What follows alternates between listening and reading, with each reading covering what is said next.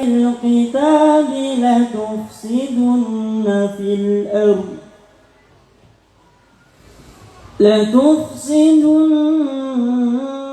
في الأرض مرتين ولتعلن علوا كبيرا فإذا جاء وعد أولاهما بعثنا عليكم عبادا لنا أولي بأس شديد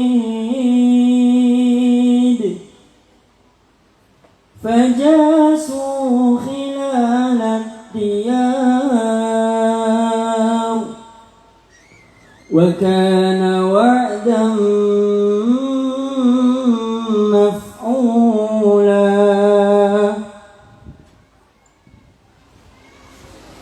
ثم رددنا لكم الكرة عليهم وأمددناكم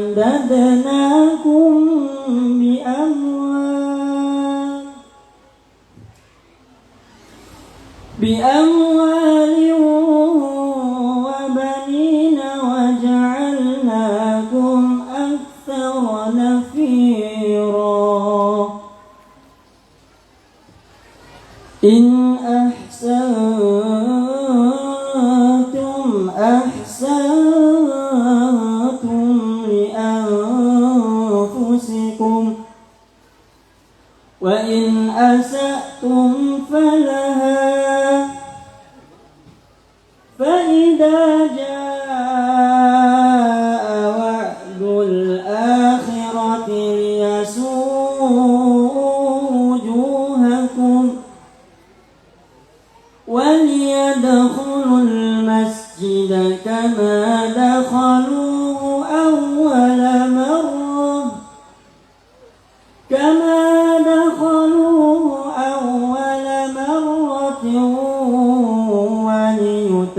وليتبروا ما علوا تتبيرا عسى ربكم أن يرحمكم وإن عدتم عدنا وجعلنا جهنم للكافرين حصيرا إن هذا القرآن يهدي للتي هي أقوم ويبشر المؤمنين الذين يعملون الصالحات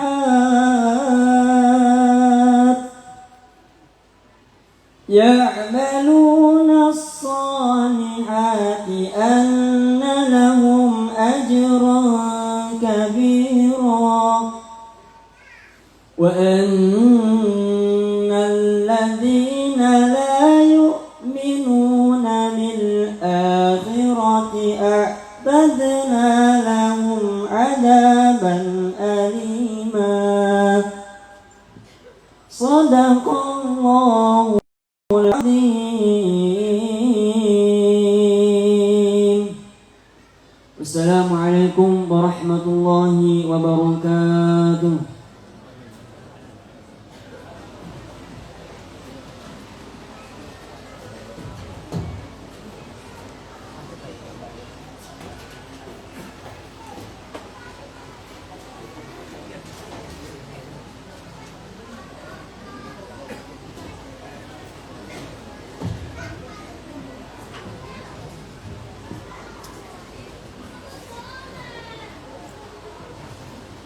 Terima kasih disampaikan kepada Saudara Muhammad Zami Biruni dari santri Pondok Pesantren Trefah Islami. Semoga dengan bacaan ayat Al-Quran tadi dapat menambah keimanan dan ketakwaan kita kepada Allah Subhanahu wa Ta'ala.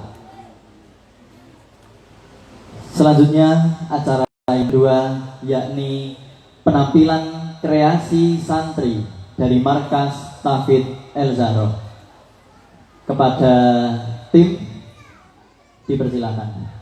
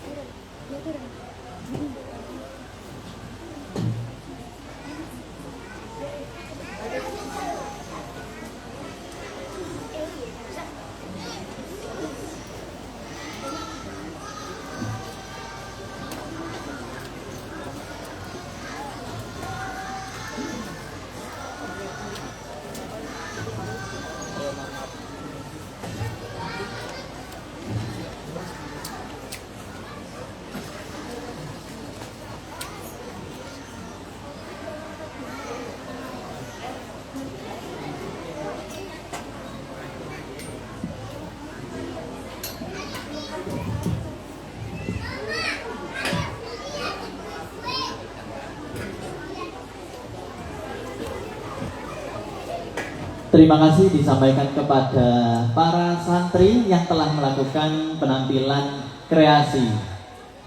Sungguh penampilan yang luar biasa sekali. Untuk selanjutnya yakni langsung ke acara inti. Sebelumnya diminta kepada tim podium untuk mempersiapkan kursi. Saya selaku MC pembuka pamit dan undur diri. Bila ada salah kata maupun kekurangan, saya mohon maaf yang sebesar-besarnya. Untuk selanjutnya saya silakan kepada tim moderator. Ihdinas siratal mustaqim. Wassalamualaikum warahmatullahi wabarakatuh.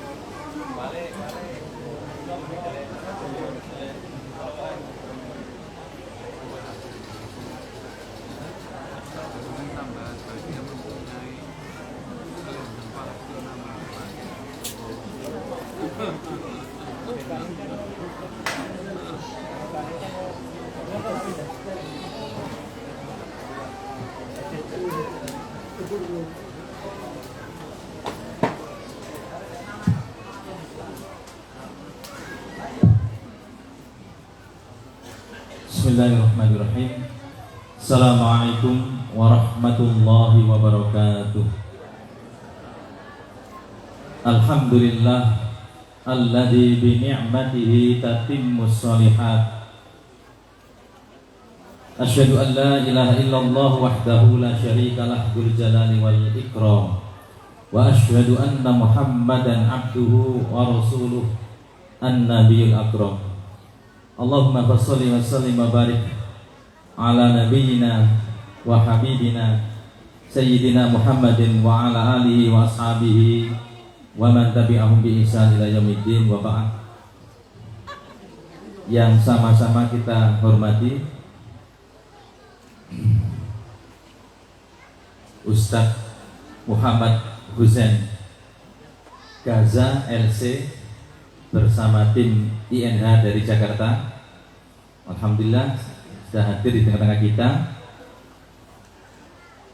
Yang kedua, teman-teman rekan-rekan tim dari YDSF Surabaya dan Gresik yang sudah hadir sejak dari tadi pagi, dan yang masih dalam perjalanan rombongan Bapak Bupati bersama kepala bidang yang menyertai beliau serta sekda, dan insya Allah akan hadir, namun duhur tadi masih dalam acara yang di tempat lain. Insya Allah setengah jam lagi kalau tidak ada halangan sudah rawuh, dan nanti insya Allah akan berikan sambutan. Tapi karena kita tidak bisa menunggu waktu lama, jadi kita mulai dulu acara talkshow-nya dari Ustadz Husain. Nanti ketika beliau hadir, nanti kita persilakan memberikan keynote speaker untuk memberikan kata sambutan, dan nanti dilanjutkan dengan penandatanganan prasasti gedung Markas Tahfiz Al-Zarok. Bapak Ibu sekalian yang dirahmati Allah, tak lupa kami ucapkan jazakumullah ahsanal jazak rawuh banyak sedoyo Bapak-bapak pimpinan Majelis Ulama Indonesia dari Kecamatan Karambinangun, demikian juga Bapak pimpinan MWC NU dan Ranting sekitar, Bapak-bapak pimpinan cabang Muhammadiyah beserta Ranting, Karambinangun dan sekitarnya, Bapak-bapak para alim ulama dari pondok pesantren, baik itu dari Mas Mambang, Reva, dan beberapa madrasah dan sekolah lain yang tidak bisa saya sebutkan satu persatu, serta yang kami hormati Bapak Ibu sekalian hadirin yang pada siang hari ini alhamdulillah bisa menyaksikan bersama-sama acara kita nanti, ya, roadshow dengan tema Palestina memanggil solidaritas, kemanusiaan dan keimanan kita.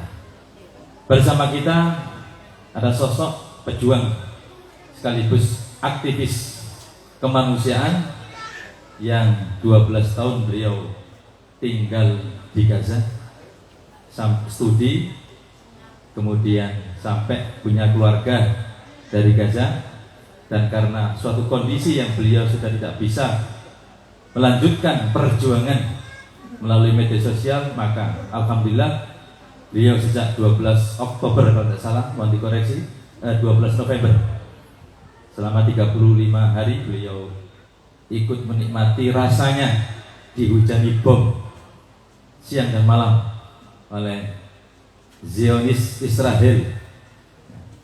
Dan alhamdulillah beliau sudah melakukan roadshow, ya, keliling Nusantara, dan pada hari-hari ini beliau mengakhiri roadshow-nya di Jawa Timur.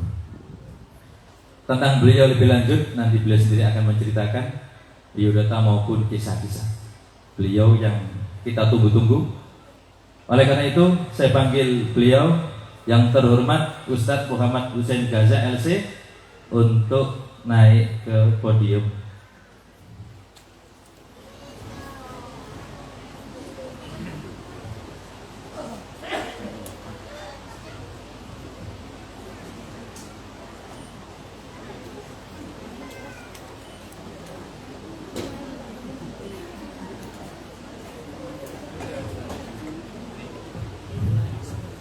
Alhamdulillah, insyaallah beliau sudah fit. Tadi istirahat cukup panjang Ustaz ya. Alhamdulillah. Iya. Biasanya beliau kemarin saya temui di Kota Gresik hanya tidur setengah jam, 1 jam. Jadi sudah terbiasa menikmati hujan bom di Palestina, tidak bisa tidur. Nah ternyata baru tadi itu bisa insyaallah istirahat berjam-jam. Mudah-mudahan beliau nanti bisa menceritakan tentang pentingnya solidaritas, keimanan yang harus kita pupuk di dada kita masing-masing. Kita edukasi kepada anak-anak kita maupun diri kita bahwa memperhatikan persoalan Palestina, saudara-saudara kita, bukan hanya masalah kemanusiaan, tapi adalah panggilan kita. Oleh karena itu, monggo Ustaz Husain nanti menceritakan ya mengapa kita harus ya memanggil jiwa semangat kita dan keluarga kita untuk solidaritas kepada saudara kita di Palestina, dan kemudian mengapa ini menjadi awal titik dari petaka akhir zaman, karena peperangan sudah tidak hanya di Gaza Palestina tetapi meluas di kawasan Timur Tengah. Ini tanda apa? Nanti insya Allah Ustaz Husain akan menguraikan secara panjang prediksi-prediksi baik secara politik sosial ekonomi maupun dasar-dasar yang menjadi panduan peta jalan hidup kita, yakni Al-Qur'anul Karim. Monggo Ustaz, waktu kami persilakan. Bismillahirrahmanirrahim. Assalamualaikum warahmatullahi wabarakatuh. Alhamdulillah wa kafa, wassalatu wassalamu ala nabiyil mustafa wa ala alihi wa ashabihi wa man tabi'ahu bi ihsanin ila yaumil ba'd. Ma syaa Allah kana ma lam yasha' lam yakun, la hawla wa la quwwata illa billah. Rabbi shrah li sadri wa yassir li amri wahlul 'uqdatam min lisani yafqahu qawli. Rabbana zidna ilma. Alhamdulillah, senang sekali pada siang hari ini bisa berada di tengah-tengah warga Lamongan. Desa apa namanya? Desa apa namanya? Banjarjo, Masya Allah. Semoga berkumpulnya kita pada siang hari ini Allah catat sebagai amal jihad kita, Alhamdulillah. Dan kita langsung ke poin aja tentang kenapa kita harus memberikan perhatian kita sepenuhnya untuk Palestina. Tahun 2021 saya pernah ikut konferensi internasional di Istanbul. Saat itu banyak para petinggi-petinggi Palestina dari berbagai faksi, termasuk para petinggi Hamas hadir di situ. Dan saat itu ada perwakilan dari sekitar 50 negara-negara turut hadir dalam konferensi internasional tentang Palestina. Saat itu Bapak Ismail Haniyah, pimpinan Biro Politik Hamas, mengatakan kepada kita para hadirin, para audiens, dia bilang, umat Islam ini sudah bukan lagi waktunya untuk teriak-teriak solidaritas. Karena kalau solidaritas ini seolah-olah kita tidak terikat langsung dengan konflik itu. Contoh, orang-orang New York, Amerika turun ke jalan-jalan, baik muslim maupun non-muslim. Untuk yang non-muslim, kenapa mereka turun? Karena mereka merasa mereka harus menunjukkan dukungannya terhadap Palestina sebagai bentuk dukungan semata, sebagai bentuk solidaritas. Kalau umat Islam bukan seperti itu. Umat Islam hari ini harus sudah berpikir bahwa penjajahan di Palestina itu bagian dari kehidupan kita. Karena yang dijajah di Palestina itu Pak, itu masjid kita, masjid umat Islam. Jadi kita harus merasa sebagai korban. Bukan semata-mata orang yang perhatian dengan Palestina, enggak. Kita korbannya. Tadi saya sholat di masjid apa? Nurul Yakin. Pak, Bu, bayangkan ya, kalau tiba-tiba nih kita lagi kajian seperti ini, tiba-tiba ada yang teriak di masjid Nurul Yakin, takbir, Allahu Akbar, Allahu Akbar, Allahu Akbar. Musala Nurul Yakin telah diserbu oleh ribuan orang Cina dengan senjata lengkap. Al-Quran dibakar, dirobek-robek, sejadah diinjak-injak, jendela dihancurkan. Kira-kira kita marah gak Pak? Ya, kita emosi gak? Saya jamin selama masjid itu dikuasai oleh musuh, ya, oleh penjajah misalnya, Masjid Nurul Yakin, kita gak akan tenang di rumah-rumah kita. Kita gak bisa tidur malam hari ini. Kepikiran terus bagaimana kondisi Masjid Nurul Yakin. Nah, kenapa kemarahan itu tidak bisa kita tunjukkan untuk Masjid Al-Aqsa? Apa kita nggak yakin kalau itu masjid kita? Apa kita nggak yakin kalau itu masjid umat Islam? Oh, itu masjid orang Palestina, bukan urusan saya. Jangan-jangan itu pikiran kita. Alhamdulillah. Kalau kita sudah seperti itu pikirannya, itu ada masalah dengan keimanan kita. Maka penjajahan di Palestina ini bukan penjajahan untuk Palestina, ini penjajahan untuk kita semua. Kita harus merasa kita terjajah hari ini, harus marah, emosi. Masjidil Aqsa ini, Masya Allah, dalam sebuah hadis Nabi Muhammad SAW pernah bersabda, la tushaddu rihal illa ila thalathat masajid, al-Masjidil Haram, wa Masjid Nabawi, wa Masjidil Aqsa. Apa makna? Beliau bersabda, wahai umatku, kalian jangan memaksakan diri pergi keluar rumah jauh-jauh, kecuali kalau kalian mau mendatangi 3 masjid ini. Pertama Masjidil Haram di Mekah, kedua Masjid Nabawi di Madinah, ketiga Masjidil Aqsa di Palestina. Ini artinya apa? Kalau 3 masjid ini paksakan. Tapi Pak, ini bukan sekedar kunjungan. Ini bukan perkara kunjungan semata. Ini wasiat. Ini amanat. Ini perintah instruksi. Wahai umatku, sepeninggalku nanti, tolong sering-seringlah kunjungi 3 masjid ini. Dijaga, dirawat, jangan sampai terbengkalai, jangan sampai kosong, jangan sampai sepi, jangan sampai rusak, apalagi jangan sampai direbut oleh musuh. Itu titipan untuk kita semua. Tapi kenapa hari ini kita kok fokusnya Masjidil Haram, Masjid Nabawi, itu aja. Setiap bulan umrah ke sana. Tapi kita nggak melihat ke arah Masjidil Aqsa. Kenapa? Kita sedang mengkhianati amanat dan instruksi dari Nabi SAW. Masjidil Haram, Masjid Nabawi sudah nggak perlu perhatian kita. Sudah banyak diperhatikan sana itu, bersih, rapi, masya Allah. Fasilitas lengkap, nggak dilarang sholat sama, nggak pernah kosong, subuh, siang, zuhur, asar, maghrib, isya. Masjidil Aqsa inilah yang perlu perhatian kita. Kenapa kita mengaraktirikan Masjidil Aqsa? Padahal Pak, Nabi SAW dalam sebuah asar dari Siti Aisyah mengatakan, karena Rasulullah SAW la yanamu ala firashihi qabla an yaqra surat Bani Israel wa Zumar. Afima ma'ana.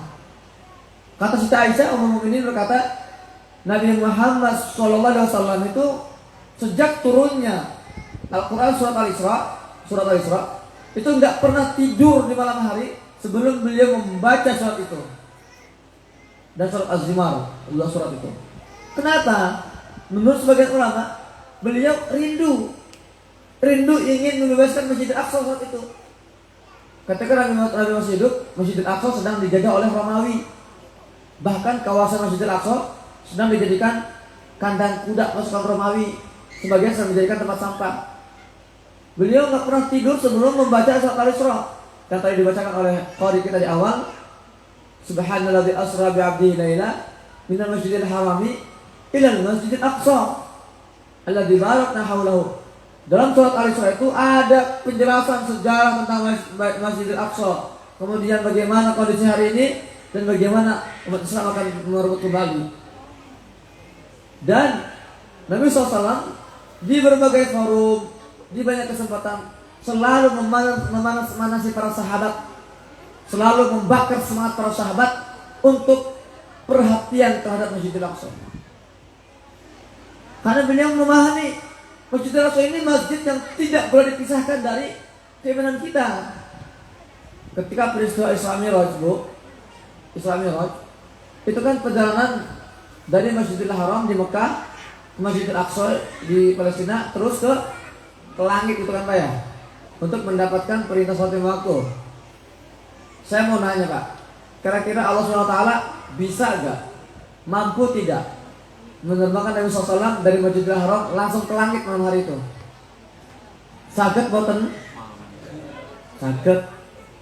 Tapi kenapa harus lewat Masjidil Aqsa dulu? Kenapa nggak langsung ke langit? Kan bisa saja. Itu isyarat agar umat Islam memperhatikan Masjidil Aqsa ini juga masjid yang harus kalian lindungi, yang harus kalian jaga. Ini masjidnya para nabi Palestina ini Pak. Ini sanes tanahnya orang Palestina kok. Itu adalah tanahnya para nabi. Nabi Ibrahim ketika Allah selamatkan setelah dibakar oleh Namrud, Allah selamatkan ke Palestina. Di Palestina Nabi Ibrahim ini punya anak Ismail dan Ishak. Itu dua-duanya orang Palestina. Nabi Ismail ditanam di Makkah untuk bangun peradaban bersama Siti Hajar. Nabi Ishak standby di Palestina. Nabi Ishak berkeluarga, punya anak, Nabi Yakub alaihissalam. Itu orang Palestina. Nabi Yakub inilah yang kemudian namanya Israel, nama lainnya. Anak-anak Nabi Yakub disebutnya anak-anak Israel atau Bani Israel. Di antara Bani Israel itu ada yang namanya Yusuf alaihissalam. Itu orang Palestina. Kemudian Nabi Dawud, Nabi Sulaiman, Nabi Zakaria, Nabi Yahya, Nabi Isa, Nabi Syuaib, Nabi Saleh, itu orang Palestina, Pak. Jadi kita yang mengaku beriman kepada para nabi, kita bercita-cita dikumpulkan di surga dengan para nabi. Mau, Bu? Kok hari ini melihat negeri para nabi diinjak-injak, dijajah, dibantai, digenosida, dibombardir, kok kita nggak marah gitu loh? Kalaupun marah kok cuma sebentar-sebentar marahnya. Dari 12 bulan, cuma 2 bulan kita marah, entar 10 bulannya tidur kita, lupa lagi kita. Jadi pertanyakan ini, jangan-jangan ada yang salah dengan akidah kita. Harusnya kita nggak tenang hidup kita ini. Harusnya kita nggak tenang memikirkan Masjidil Aqsa yang terus dinodai, negeri para nabi yang terus dibombardir. Karena mungkin kita masih merasa itu bukan bagian dari akidah kita. Terima kasih Ustaz. Ustaz, tolong kita diceritakan seperti apa Ustaz rasanya kalau sini kan hujan air Ustaz. Nah di sana hujan bom siang malam Ustaz ini. Dan konon sudah lebih dari 70.000 ton bom yang sudah dijatuhkan oleh Zionis Israel terhadap saudara kita. Padahal bom atom yang dijatuhkan di Hiroshima dan Nagasaki hanya sekitar 12.000 ton.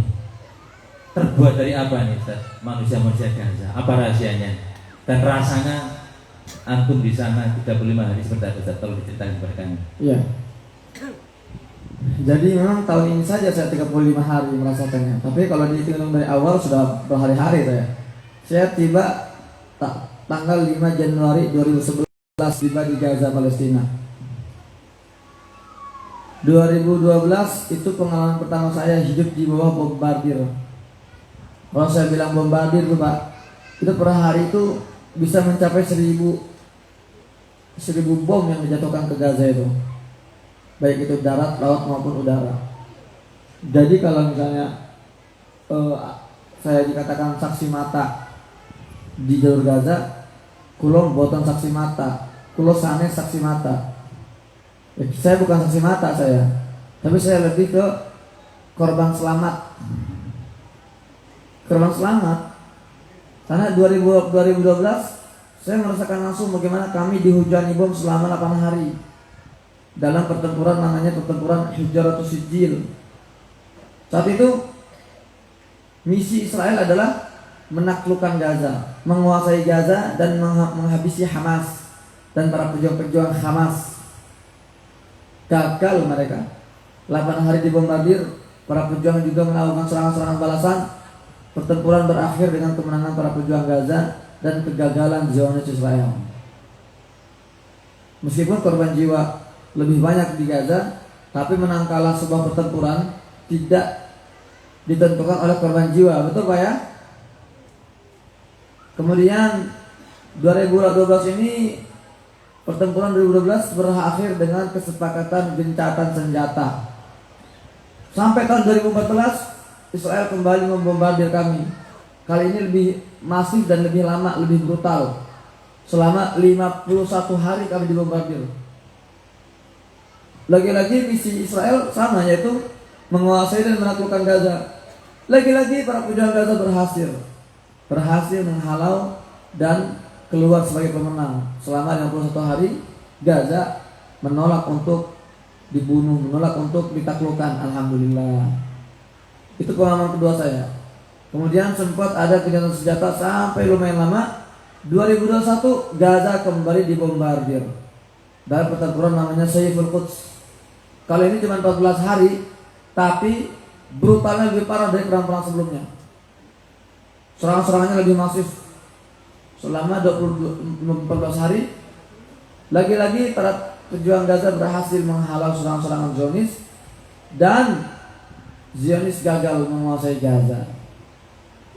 2023, nah ini. Jadi dalam 3 agasi sebelumnya Pak, Bu, saya selalu ditelepon oleh Kementerian Luar Negeri.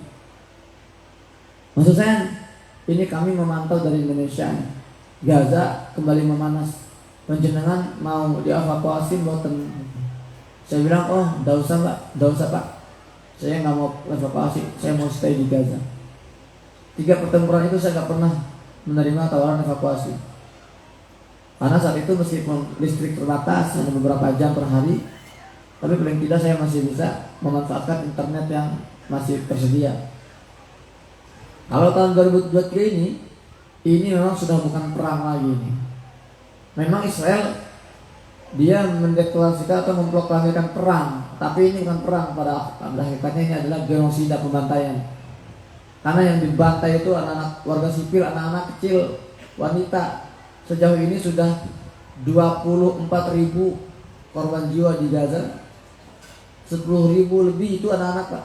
Bayangkan anak 10.000 anak-anak kecil yang dibunuh itu. 8.000 diantaranya wanita. Yang masih tertimbun, ini yang di luar angka itu ya, masih ada sekitar 10.000 lebih tertimbun di bawah runtuhan, belum bisa dievakuasi. Sebagian masih hidup, sebagian sudah meninggal. Semalam saya baru dapat kabar itu, dari subuh dapat kabar bahwa kantor tempat lembaga saya lembaga namanya INH, kantor kami baru dibombardir di sana, hancur. Kantor kami sedang dijadikan tempat pengungsian dan semalam dibombardir oleh Zionis, banyak yang syahid di situ. Dan saya dapat pesan beberapa hari yang lalu dari Gaza, bunyinya, hari ini kami baru saja memakamkan 2 anak-anak yang mati kelaparan. Dan kami saat ini bertahan dengan mengandalkan dedaunan, makan dedaunan dan rumputan. Lalu korban-korban yang terluka ini tak tertolong, banyak yang meninggal karena tidak ada perawatan. Ada 2,3 juta warga Gaza hari ini yang hidup di bawah bombardir dan mereka hanya mengandalkan 6 unit ambulan. Itulah kondisi hari ini. Dan itu semua terjadi di depan mata kita. Kok bisa? Kita ikut berkontribusi dalam terjadi genosida ini. Karena kita selama ini tidur, kita selama ini lalai. Padahal kewajiban memperjuangkan Palestina ini kewajiban kita semua. Kalau kita tidak bisa kesana dengan bertempur dengan visi kita, paling tidak perhatian kita lah. Setiap hari kita harus memantau terus, setiap bulan jangan putus. Jangan 12 bulan kita ngumpulin donasinya cuma 2 bulan atau cuma 2 kali setahun. Sisanya kita lupa. Itu yang saya katakan, kita berjuang setengah-setengah. Padahal Amerika, Inggris, Israel, mereka nggak pernah setengah-setengah ketika mereka membantai Palestina. Ketika mereka menjajah Palestina, mereka memberikan yang terbaik, harta terbaik, kekuatan, energi terbaik, pikiran terbaik, kekuatan penuh. Kenapa kita memperjuangkan Palestina dengan hati yang setengah-setengah?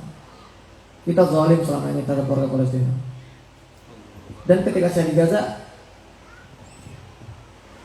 perasaan saya bagaimana ya? Ya sebetulnya sih, karena saya sudah memahami resikonya sejak awal. Ketika saya memilih masuk ke Gaza, saya tahu Gaza ini bukan tempat yang aman. Gaza ini bukan tempat yang adem aja kayak di kita Indonesia ya. Gaza ini tempat konflik. Jadi saya sudah paham risikonya. Jadi ketika saya masuk ke sana, bombardir sana sini, memang mengerikan gitu. Jadi bom yang digunakan oleh Israel itu Pak, dari pesawat tempur F-16, itu memang bom khusus untuk menteror dan membantai. Sebelum bom itu jatuh, ada bunyinya.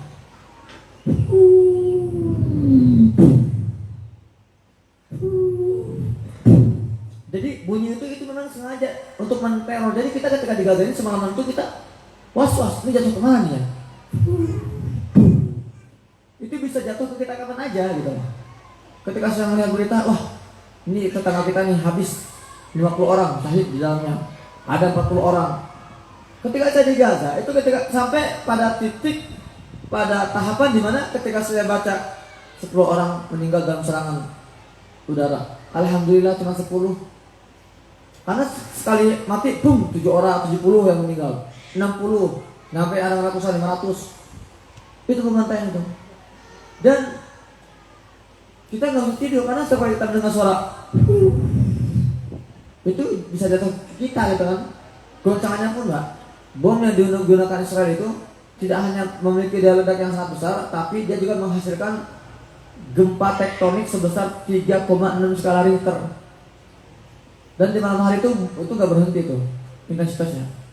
Jadi saya kalau mau tidur tuh melihat ke arah atap gitu ya, langit-langit dari beton kan, ada 3 lantai ya tempat saya tinggal tuh. Ini kalau kena bom nih kegencet pala saya sebenarnya. Saya mau tidur menghadap kiri atau kanan sama aja saya bilang. Nggak akan bisa ya melindungi saya gitu. Akhirnya ya biasalah. Akhirnya saya dapat tidur biasa yang ngetik, nulis berita gitu. Kalau ngantuk banget baru tidur. Itu malam hari. Siang hari sama juga. Jadi siang hari saya juga sering ketika lagi bagi-bagi bantuan, turun ke lapangan tiba-tiba bom kanan kiri dekat. Saya lagi bikin konten gitu ya di YouTube, bikin konten tiba-tiba boom ledakan sampai anginnya tuh keras. Kadang-kadang pernah juga bom jatuh di dekat rumah kami sampai kata-kata kami pecah, bang, pecah dan tergoceng hebat. Ya itu kondisinya. Jadi ketika kami di Gaza memang ya saya pernah diwawancara oleh televisi Rusia pakai bahasa Inggris secara langsung. Dia tanya 3 hal, di antaranya dia nanya gini, Mas Husen, apa benar ada tempat yang aman di wilayah selatan? Karena Israel kan menyuruh warga di utara untuk mengungsi ke selatan.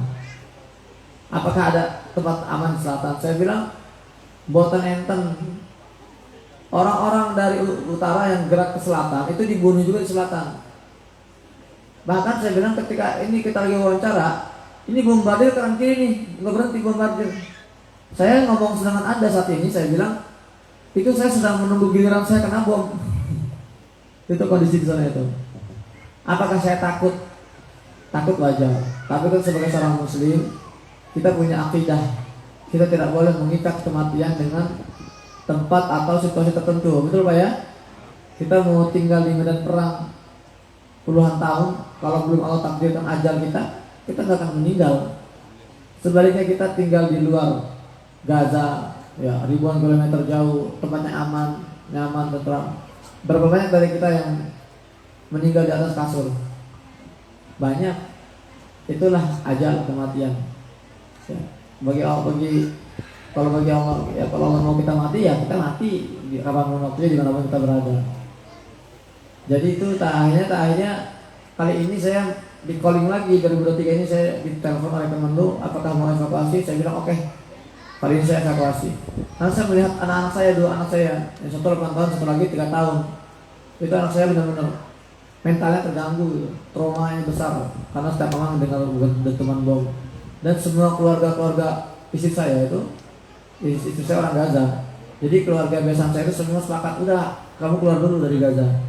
Ya, mumpung ada kesempatan kamu keluar dulu, selamatkan anak-anak kamu. Ketika saya menerima tawaran evakuasi, itu pun saya nggak langsung dievakuasi Pak. Itu nggak gampang itu. Saya 4 kali bolak-balik ke perbatasan dengan anak-anak dan istri melalui sebuah jalur namanya Salahuddin. Ini jalur maut. Banyak orang-orang Gaza yang dibunuh ketika sedang melintas jalur ini. Saya naik mobil, di atas kepala saya itu drone, pesawat tanpa awak Israel, bombardir kanan kiri, saya lewatin jalan itu kan sepi, nggak ada orang, cuma saya doang, mobil saya doang.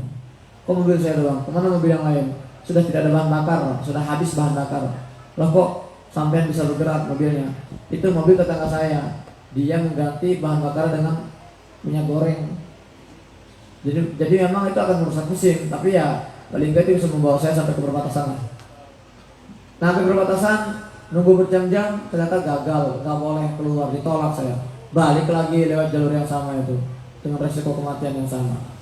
Kemudian besok lagi nyoba lagi, gagal lagi sampai 4 kali gagal. Akhirnya tanggal 12 November saya berhasil keluar setelah 35 hari tinggal di Gaza di bawah bombardir itu. Akhirnya saya keluar. Tanggal 14 November saya take off dari Mesir. 15 November saya landing mendarat di Jakarta Soekarno Hatta bandara. Di situ ketika saya baru landing, banyak pesan-pesan WhatsApp masuk ke HP saya. Di antaranya kakak saya, dia bilang, "Sen, kami ini kan baru pulang dari medan perang, baru selamat dari konflik. Ini sudah banyak televisi, radio sudah banyak yang ngantri mau wawancara kamu.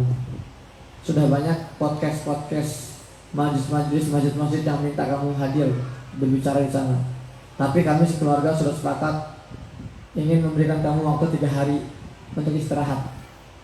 Ketika saya membaca kata-kata istirahat, saya balas, bagaimana bisa saya istirahat? Sementara detik ini teman-teman saya di Gaza dibunuhi tanpa istirahat. Saya bilang, berani-beraninya saya berpikir istirahat, sementara keluarga saya, saudara-saudara saya di Gaza dibombardir, dibantai tanpa istirahat. Saya bilang, enggak ada istirahat, terima semuanya. Akhirnya sampai sekarang saya belum istirahat, Pak. Setiap hari saya keliling-keliling sana sini, bisa sampai 4-5 titik. Hari ini dari subuh ada kajian, sekarang kajian, sore saya ada kajian lain, malam ada kajian. Kalau hari Ahad saya sampai 5 titik itu, kajian subuh, kajian duha, kajian zuhur, kajian asar, sama kajian isya. Setelah ini saya mau istirahat, capek, saya membayangkan wajah pucat anak-anak Palestina yang di sana sedang dibantai. Saya bilang, belum waktunya saya istirahat. Saya pulang ke Indonesia bukan untuk istirahat, bukan untuk healing, bukan untuk wisata. Saya pulang ke Indonesia untuk melanjutkan perjuangan saya yang belum selesai, untuk menyampaikan edukasi, informasi kepada bapak-bapak ibu semua, untuk menjaga agar semangat kita ini nggak tidur di tengah jalan lagi, untuk mentransfer energi orang-orang Gaza yang saya serap selama 12 tahun tinggal di Gaza. Ingin saya transfer energi saya untuk bapak ibu di sini, agar dengan energi ini bisa menjadi bahan bakar, agar semangat kita terus konsisten sampai Palestina merdeka. Takbir!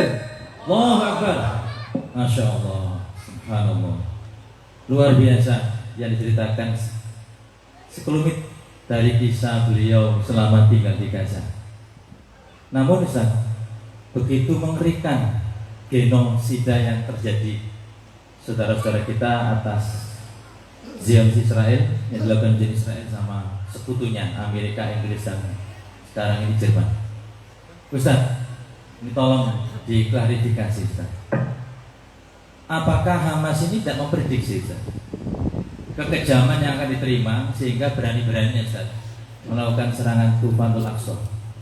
Agar kita mengerti duduk perkaranya, mengapa sampai diambil satu keputusan yang sangat penting sehingga berani menyerang Israel.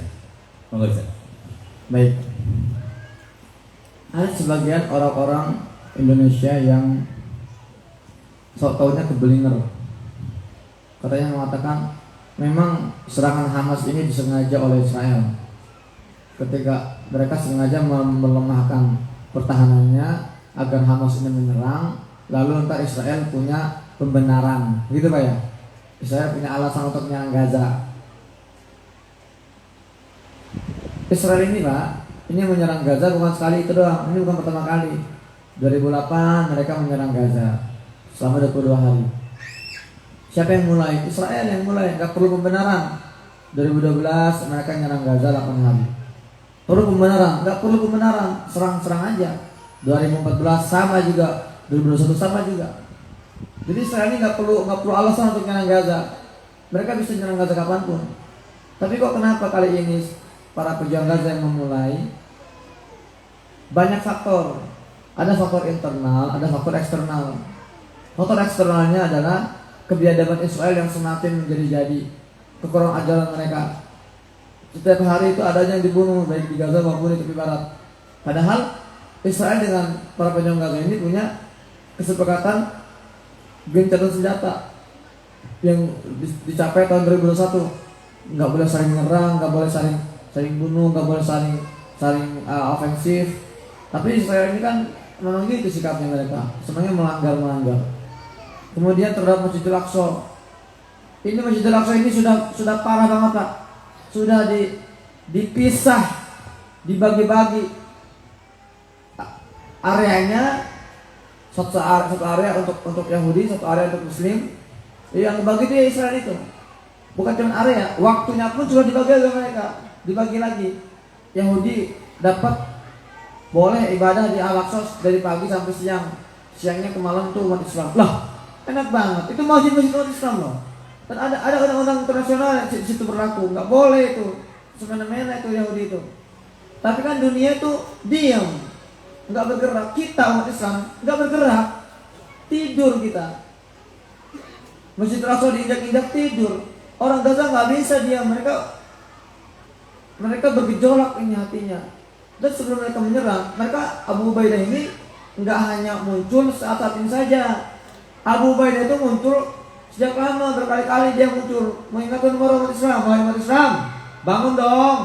Lihat nih, Yahudi ini semakin berbuat keonaran di Masjid Al-Aqsa nih. Umat Islam, kalian di mana? Kami dibunuh ini. Blokade makin kuat, makin keras. Masjid Al-Aqsa terus dinodai. Kalian kemana? Berkali-kali Abu Ubaidah keluar, tapi kita kan nggak dengar. Kita semua nggak perhatian. Bahkan Israel itu Pak, zona Israel sudah sampai tahapan mereka ini sudah mengumpulkan beberapa sapi merah. Sapi khusus yang belum digunakan untuk membajak, yang baru lahir, yang kulit yang bulunya merah semua, nggak ada warna lain. Mereka cari keliling dunia, ketemu, mereka taruh di tempat mereka, kandang khusus mereka, dan mereka siap untuk sembelih di pelataran Masjidil Aqsa. Karena mereka sudah menyembelih sapi merah itu Pak, artinya apa? Itu tahapan terakhir sebelum mereka itu menghancurkan Masjidil Aqsa. Kemudian mereka bangun lagi kuil Sulaiman, kuil orang-orang Yahudi itu. Sudah tahapan itu. Nah, tapi umat Islam ini kan tidur. Umat Islam ini kan nggak bangun. Makanya para pejuang Gaza terpaksa menghujani, meluncurkan ribuan roketnya ke Israel, ke Tel Aviv. Untuk apa? Pertama, untuk menghukum Israel yang semakin kurang ajar, karena kita semua terbelenggu, terjajah, karena dunia ini nggak ada yang bisa bergerak, nggak ada yang bisa menghukum Israel. Akhirnya Gaza lah yang menghukum, karena Gaza mereka merdeka, karena mereka tidak terbelenggu. Akhirnya mereka menghujani Israel dengan ribuan roketnya untuk menghukum kebiadaban Zionis terhadap Masjid Al-Aqsa. Sekaligus apa? Untuk membangunkan umat Islam yang tidur saat itu. Dan mereka tahu apa itu resikonya. Kalau kami serang Zionis ini, pasti kami akan dihabisi. Anak-anak kami akan dibunuh. Mereka tahu. Ketika mereka meluncurkan roket-roketnya, mereka tahu akan ada mata-mata yang tertutup di Gaza terbunuh. Tapi mereka juga tahu akan ada lebih banyak mata-mata yang terbuka di luar sana. Ketika mereka meluncurkan roket-roketnya ke Israel, mereka paham akan ada banyak nyawa-nyawa yang mati di Gaza. Tapi mereka juga lebih paham akan ada lebih banyak jiwa-jiwa yang bangkit di luar sana. Jadi mereka membangunkan kita semua hari ini dengan mengorbankan nyawa mereka, dengan mengorbankan anak-anak mereka, istri mereka, rumah mereka, harta mereka. Maka kalau kita setelah ini tidur lagi, cuek lagi, abai lagi, sudah apa lagi yang bisa membangunkan kita kalau ini tidak bisa menjaga kita agar tetap terbangun. Mungkin hati kita sudah terlalu keras sampai kita tidak peduli sama Palestina. Alhamdulillah. Semoga itu tidak terjadi. Maka dari itu, seorang ibu di Palestina, di Gaza, keenam anaknya dibunuh oleh bom dari yang kecil sampai yang terbesar. Menangis ibu itu, tapi tidak lama. Lalu dia menengadah ke atas, ya Allah, Arabi, ya Allah. Ya Allah, apakah engkau ridho ya Allah? Apa engkau senang? Kalau engkau senang, maka aku pun senang. Kalau engkau ridho, aku pun ridho ya Allah. Anak-anakku ini terbunuh, ambil ya Allah. Ini adalah harga yang harus aku bayar untuk mempertahankan Masjidil Aqsa. Takbir. Takbir. Sementara kita Pak, apa yang sudah kita bayar untuk Masjidil Aqsa? Harta sisa kita, uang sisa, tenaga sisa, apa? Pikiran sisa. Kenapa kita hidup terhina hari ini?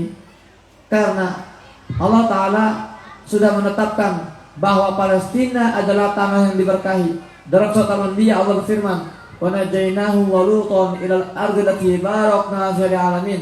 Dan kami telah selamatkan Ibrahim dan Lut alaihi wasallam ke sebuah tanah negeri yang diberkahi untuk seluruh alam semesta. Itu apa? Itu isyarat bahwa wahai umat Islam, keberkahan kalian itu sangat tergantung pada kondisi Masjidil Aqsa. Kalau Masjidil Aqsa hidup tertindas, terjajah, maka kalian tidak akan pernah hidup mulia, akan selalu terhina. Jadi kenapa kita hidup terhina hari ini? Kenapa kita hidup terjajah hari ini? Karena Bapak sekalian, sampun rawuh, selamat datang Bapak Bupati Lamongan beserta rombongan yang sudah memasuki area lokasi acara. Nanti kita jeda sebentar. Kalau beliau sudah menuju ke panggung, kita lanjutkan dulu saja ya. Bapak sekalian yang dirahmati Allah, luar biasa ketangguhan, kekuatan, kesabaran dari saudara-saudara kita yang dipuji dunia sampai mereka heran. Ini manusia apa ini? Terbuat dari apa ini? Dan hikmahnya Bapak sekalian, hari ini ribuan, puluhan atau mungkin bahkan ratusan ribu orang-orang di benua Eropa dan Amerika berbondong-bondong masuk Islam gara-gara kekuatan iman yang dicontohkan oleh saudara-saudara kita di Gaza. Gimana Ustaz? Kok bisa seperti itu? Apa rahasianya Ustaz? Manusia Gaza punya kekuatan, kesabaran yang seperti itu, seperti bukan manusia Ustaz. Monggo Ustaz.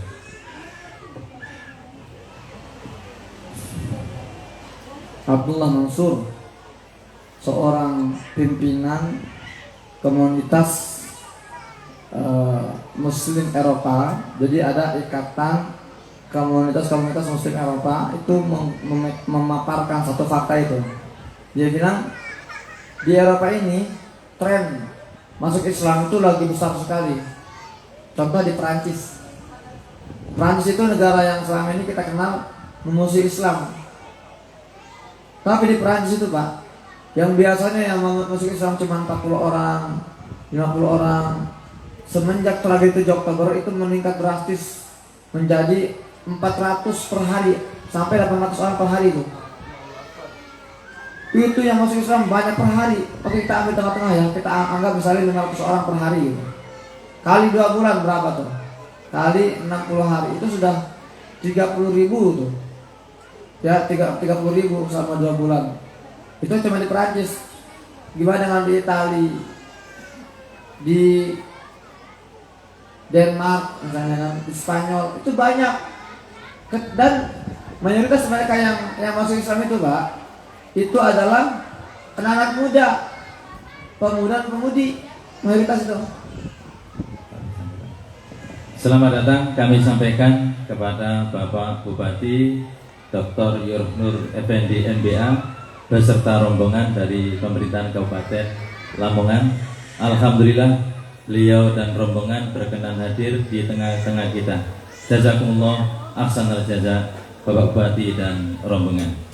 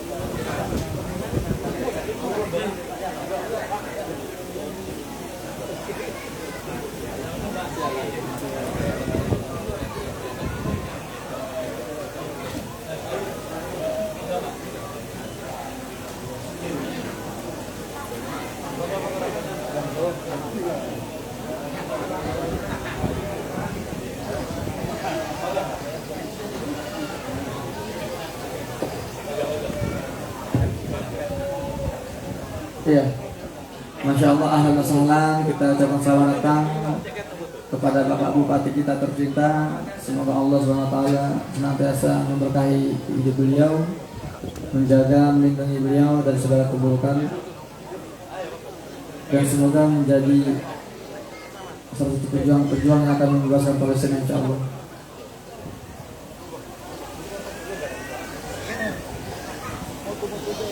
Jadi kita lanjutkan Pak ya. Sejak peristiwa 7 Oktober ini, gelombang tren masuk Islam di kalangan Eropa ini benar-benar besar sekali. Tadi saya katakan di Prancis yang biasanya cuma 40 orang per hari masuk Islam, itu meningkat drastis menjadi 400 sampai 800 orang per hari masuk Islam. Itu cuma di Prancis itu, di Spanyol, di Itali, di Belanda itu semakin banyak yang masuk Islam.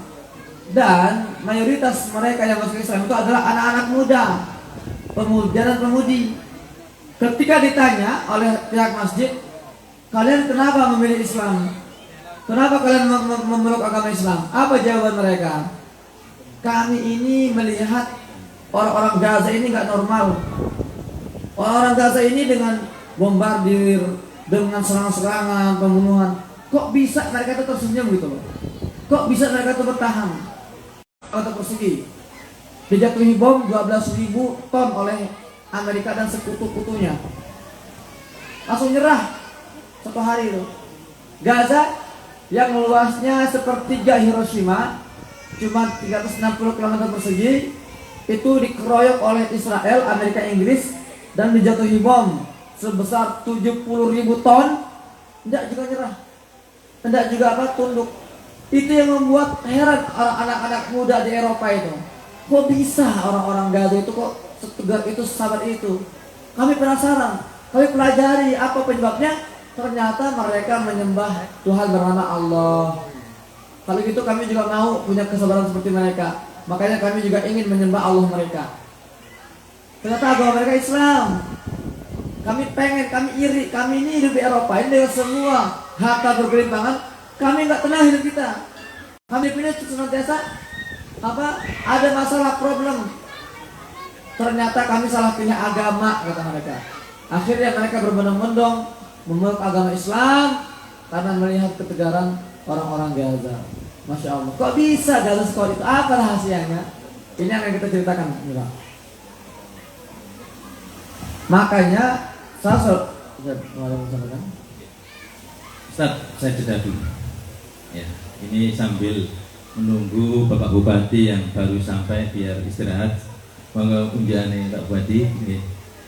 Ini Bapak sekalian, kita saksikan bersama teatrikal dari santri yang alhamdulillah sudah 2 bulan ini santri-santri markas Tafid itu nyelengi koin Pak dari uang jajan mereka.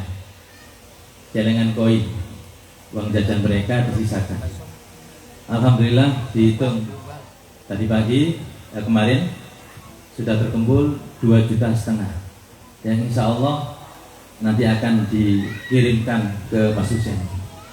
Dan bulan kemarin, bulan November, santri-santri juga bersama wali dan keluarga juga menghimpun dana dan sudah menyerahkan lewat Lazismu senilai 10 juta rupiah. Jadi ini yang periode kedua, Bapak sekalian. Saya persilakan kepada para santri-santri cilik untuk melakukan atraksi teatrikalnya. Silakan, Ustazah.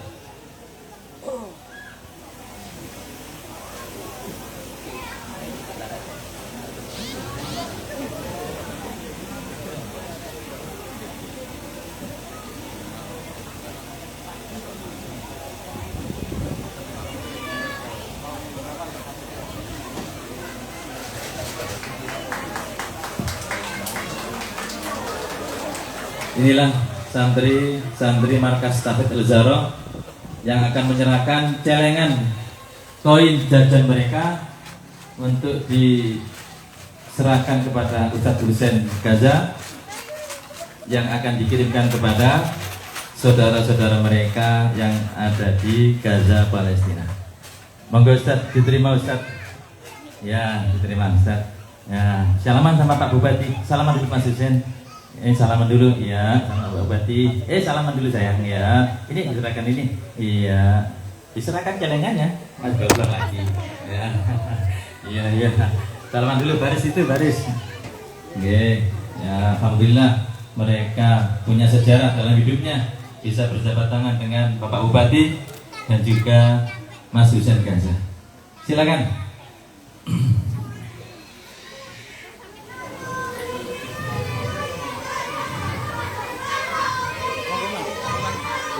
Jadi tidak apa-apa. Kayak masuk riwari.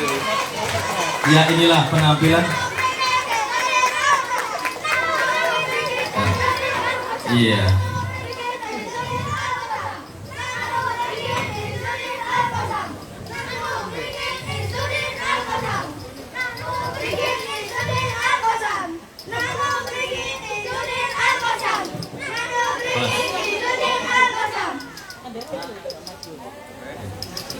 Salam bersama. Salaman. Salaman. Assalamualaikum warahmatullahi wabarakatuh. Waalaikumsalam warahmatullahi wabarakatuh. Silakan. Ana Muhammad Di. Ana Muhammad Yasin. Ana Yahya Sinwar. Ana Khalid Misal. Ana Abu Ubaidah. Ana Izzuddin Al-Qassam. Ana Saleh Ar-Rahim.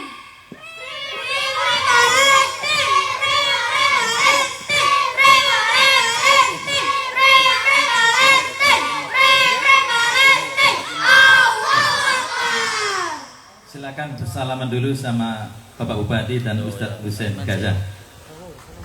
Menjadi kenangan memori terindah bagi mereka, Bapak Bupati dan Ustadz Husein bisa berjabat tangan bahkan satu panggung dengan beliau-beliau yang terhormat. Barakallahu fikum, mudah-mudahan mereka menjadi para mujahid dan alhamdulillah sudah banyak yang beliau kumpulkan, hafalkan. Ada yang sudah 5 juz, ada yang sudah 12 juz. Alhamdulillah. Mudah-mudahan Al-Quran yang mereka bawa berkahi hidup untuk Ananda dan keluarga.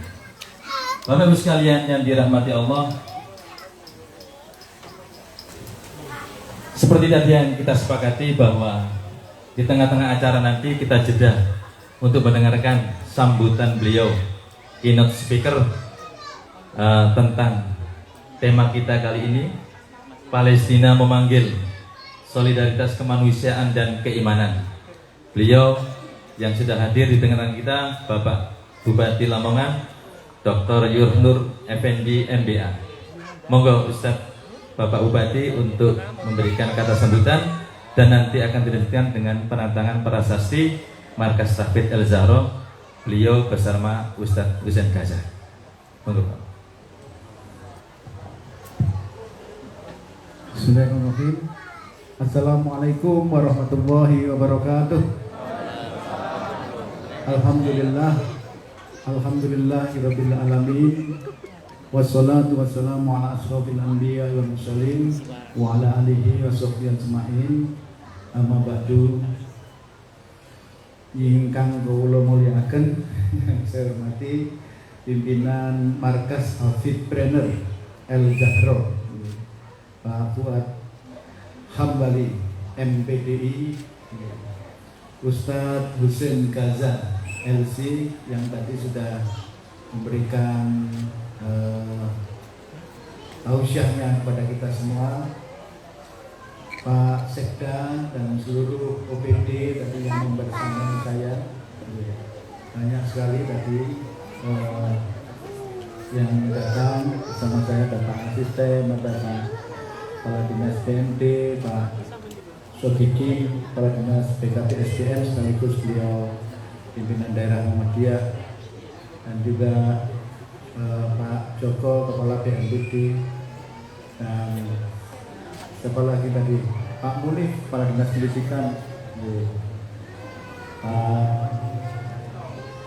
Pak Darwito, Pak Asatpol PP, Pak Dianto, Bang Pol, dan para pejabat pemerintah Kabupaten Langin lainnya yang saya hormati, Pak Camat, jajaran Muspika, Kecamatan Karangbinangun, saudara-saudara saya, Pak Kades Kecamatan Karangbinangun yang berbahagia, para perangkat dan Goyo Kemawon, tokoh-tokoh masyarakat dan Bapak Ibu semua, wali santri, oh ya, para yai, para alim, para ulama ingkang kawula mulyakaken saking pimpinan pondok pesantren dan tokoh-tokoh masyarakat lainnya yang saya hormati dan saya banggakan. Alhamdulillah, syukur kepada Allah Subhanahu wa taala saya bisa hadir di sini untuk silaturahmi bersama panjenengan sedaya.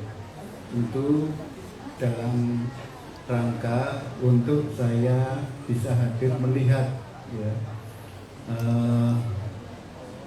rumah tahfidz atau markas tahfidz ya, tahfidzpreneur El Zahro di tempat ini, dan mudah-mudahan silaturahmi ini membawa keberkahan dan manfaat bagi kita semua. Amin ya rabbal alamin. Bapak Ibu semua, mungkin tadi sudah disampaikan oleh Ustadz Hussein tentang bagaimana Palestina dan bagaimana dinamika yang ada di sana. Tentu kita semua umat Muslim yang ada di sini merupakan satu kewajiban kita untuk terus ikut serta memberikan doa, keprihatinan, dan lebih dari itu adalah solidaritas kita terhadap Muslim yang ada di Palestina ini agar mereka bisa selesai ya, dengan segala penderitaan, dengan segala apa istilahnya problematika masyarakat Muslim di Palestina ini, sehingga mereka semua bisa beribadah dengan baik, beraktivitas dengan baik, dan bermasyarakat dengan baik. Yang kedua juga kita syukur alhamdulillah di negara kita saat ini kita masih bisa melaksanakan seluruh ibadah dengan baik. Ini artinya kita semua wajib bersyukur. Negeri kita Indonesia ini masih aman, tentram, kondusif, sehingga kita bisa melakukan ibadah dengan tenang, dengan baik. Untuk itu wajib kita syukuri dan terus kita jaga supaya kondisi ini akan selalu ya terjaga di negeri kita itu. Nomor 3 pun saya mengucapkan selamat kepada Pak Fuad yang bisa terus apa istilahnya menggulung ontah terhadap tahfidzpreneur ini yang ada di tempat ini, sehingga nanti akan bisa melahirkan generasi-generasi yang islami, generasi-generasi yang kuat, generasi-generasi yang cerdas, yang dibekali dengan mental yang kuat pula. Sekarang membekali generasi untuk menuju Indonesia emas ini tidak hanya dibekali dengan ilmu pengetahuan saja, tapi juga harus dibarengi dengan keterampilan untuk bisa bersosio-kultural atau memahami keadaan lingkungan, dan lebih dari itu untuk bisa mempunyai kekuatan ekonomi pada saatnya nanti.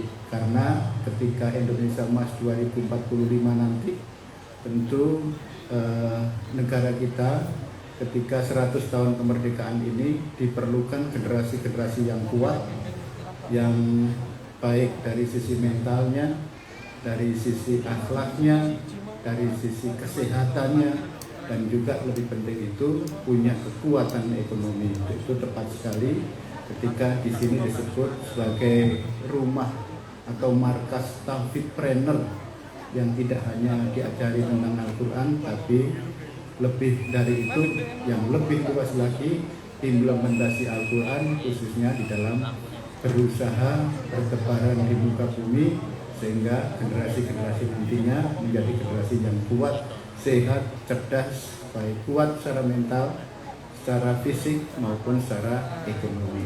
Ngaten ingkang saged kula sampaikan, matur suwun sanget, pindah malih, selamat dan sukses pada rumah tahfidz El Zahro.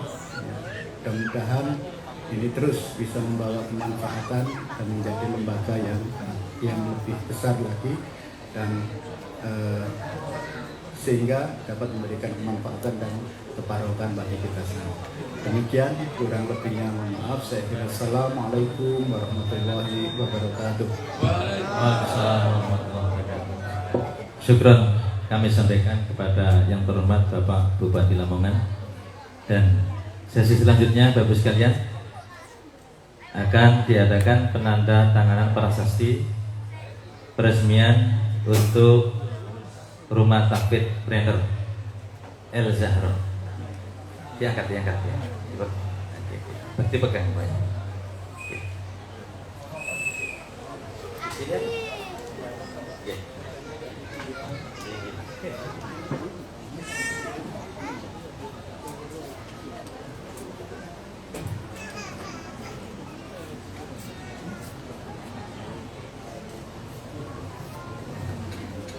Sekalian nanti akan diberikan penghargaan berupa shawl oleh tim YDSF dari Surabaya, Bapak Bupati.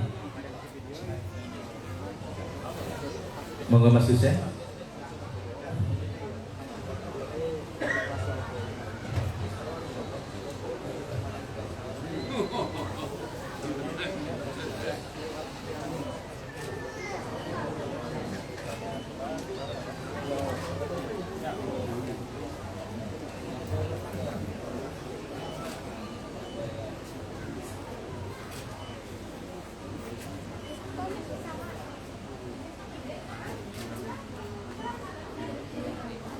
Alhamdulillahirabbil alamin. Terima kasih kami sampaikan. Mudah-mudahan dengan ditandatangani oleh beliau berdua, Rumah Tahfidz atau Markas Tahfidz Trainer El Zahra bisa semakin berkembang, memberikan manfaat bagi umat, membekali generasi yang ahli Quran, juga punya mental berwirausaha. Kami persilakan kepada tim YDSF untuk berikan kenang-kenangan kepada beliau, Bapak Bupati. Sponsor utama Ustaz, Pak Bupati.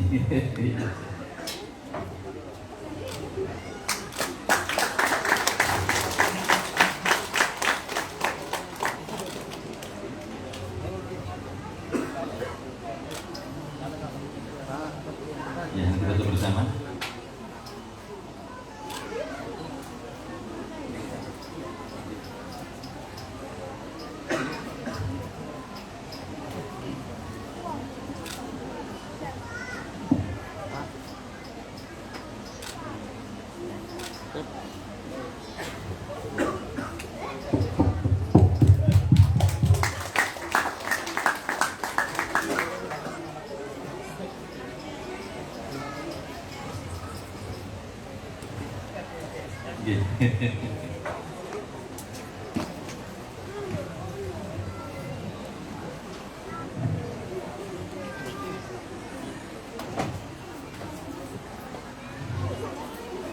Ya, alhamdulillah.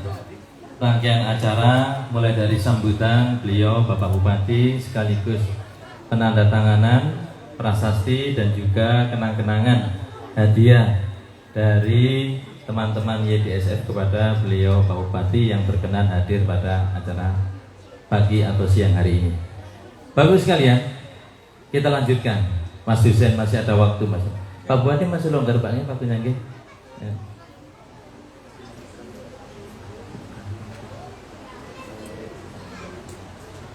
Saya persilakan Bapak Hussein, Ustadz Hussein Gaza untuk melanjutkan cerita tentang tadi Islamisasi yang diakibatkan kekuatan dan keteguhan saudara-saudara kita yang mendapat musibah bencana genosida.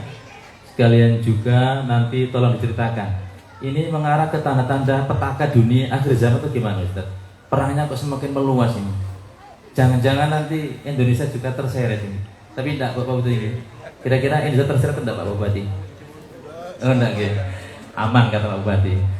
Silakan Bapak Mas Hussein. Tapi sebelumnya kami persilakan Bapak Bupati beserta rombongan untuk ramah tamah di tempat yang telah kami sediakan. Iya. Monggo Mas Hussein.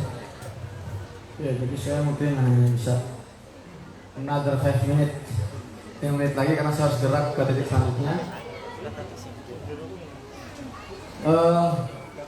Apa rahasia kekuatan Gaza? Kok bisa Gaza itu dengan luas yang tidak sebegitu besar kok bisa bertahan 3 bulan dikeroyok oleh Amerika, Inggris dan Israel? Itu apa rahasianya? Saya selalu mengatakan kepada beberapa, di setiap forum saya sampaikan, kalau kita mau bicara Gaza Pak, jangan terlalu sombong hanya mengandalkan akal dan logika, nggak akan nyambung. Kita kalau mau bicara Gaza, jangan terlalu angkuh hanya mengandalkan rasionalitas kita, nggak akan nyampe. Karena emang nggak nyambung, nggak logis. Kok bisa Gaza sekecil itu dikeroyok 3 negara adidaya, nggak tumbang itu gimana gitu loh.